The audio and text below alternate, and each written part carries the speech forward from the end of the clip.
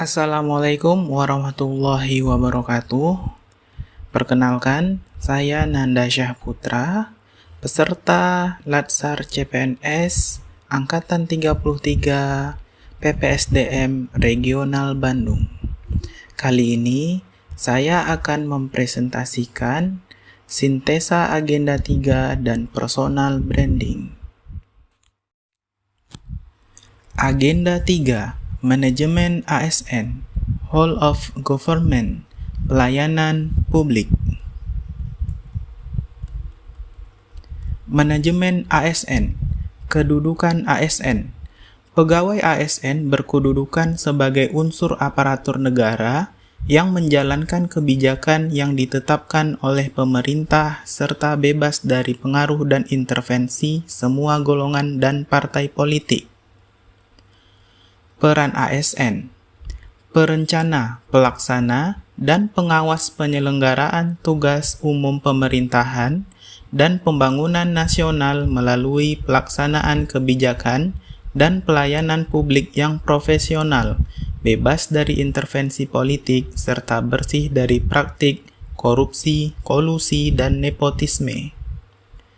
Tugas ASN, melaksanakan kebijakan yang dibuat oleh pejabat pembina kepegawaian sesuai dengan ketentuan peraturan perundang-undangan, memberikan pelayanan publik yang profesional dan berkualitas, serta mempererat persatuan dan kesatuan Negara Kesatuan Republik Indonesia. Hak PNS, gaji, tunjangan dan fasilitas, cuti, jaminan pensiun dan jaminan hari tua, perlindungan, dan pengembangan kompetensi.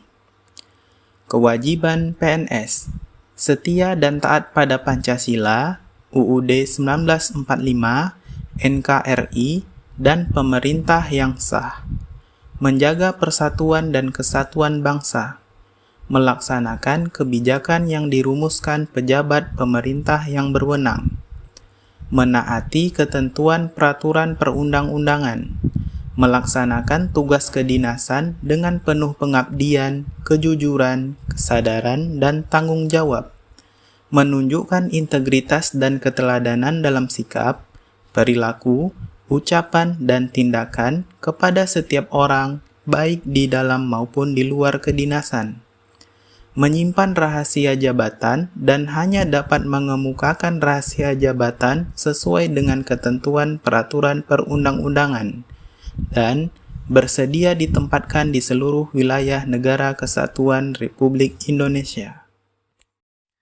Kode Etik ASN sebagai pedoman, panduan birokrasi publik atau aparatur sipil negara dalam menjalankan tugas dan kewenangan agar tindakannya dinilai baik, sebagai standar penilaian sifat, perilaku, dan tindakan birokrasi publik atau aparatur sipil negara dalam menjalankan tugas dan kewenangannya, dan etika birokrasi penting sebagai panduan norma bagi aparat birokrasi dalam menjalankan tugas pelayanan pada masyarakat dan menempatkan kepentingan publik di atas kepentingan pribadi, kelompok, dan organisasinya.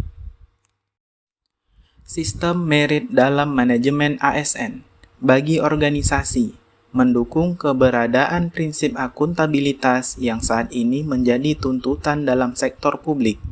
Bagi ASN, menjamin keadilan dan juga menyediakan ruang keterbukaan dalam perjalanan karir seorang pegawai. Mekanisme pengelolaan ASN, manajemen PNS, penyusunan dan penetapan kebutuhan, pengadaan, pangkat dan jabatan, pengembangan karir, pola karir, promosi, mutasi, penilaian kinerja, penggajian dan tunjangan, penghargaan, disiplin, pemberhentian, jaminan pensiun dan hari tua, serta perlindungan.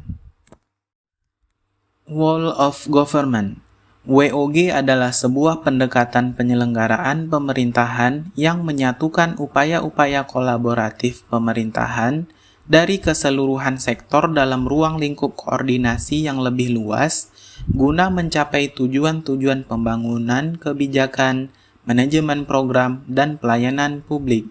Oleh karenanya, WOG juga dikenal sebagai pendekatan interagensi, yaitu pendekatan yang melibatkan sejumlah kelembagaan yang terkait dengan urusan-urusan yang relevan.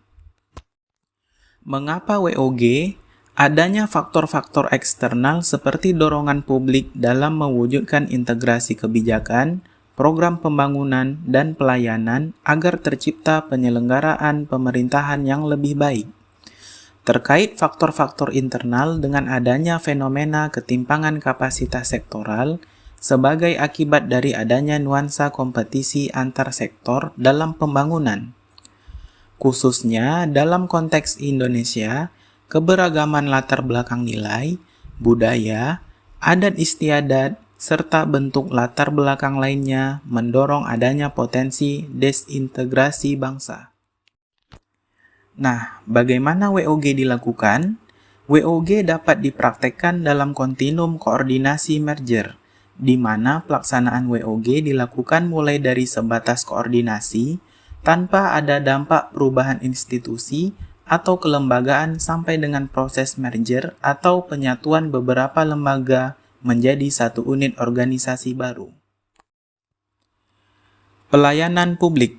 Undang-Undang Nomor 25 Tahun 2009 tentang Pelayanan Publik mengamanatkan pelayanan publik adalah kegiatan atau rangkaian kegiatan dalam rangka pemenuhan kebutuhan pelayanan sesuai dengan peraturan perundang-undangan bagi setiap warga negara dan penduduk atas barang, jasa, dan atau pelayanan administratif yang disediakan oleh penyelenggara pelayanan publik.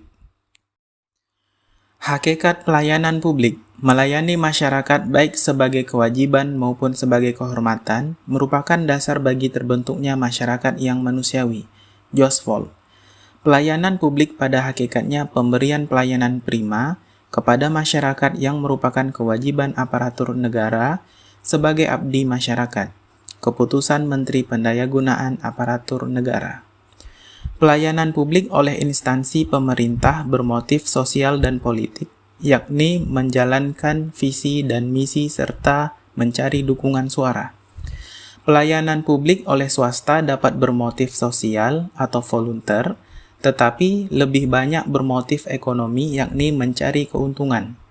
Pelayanan publik kepada masyarakat dapat diberikan secara cuma-cuma sebagai kompensasi dari pembayaran pajak ataupun ditarik bayaran. Tarif pelayanan publik oleh pemerintah ditetapkan berdasarkan harga produksi atau tarif yang paling terjangkau.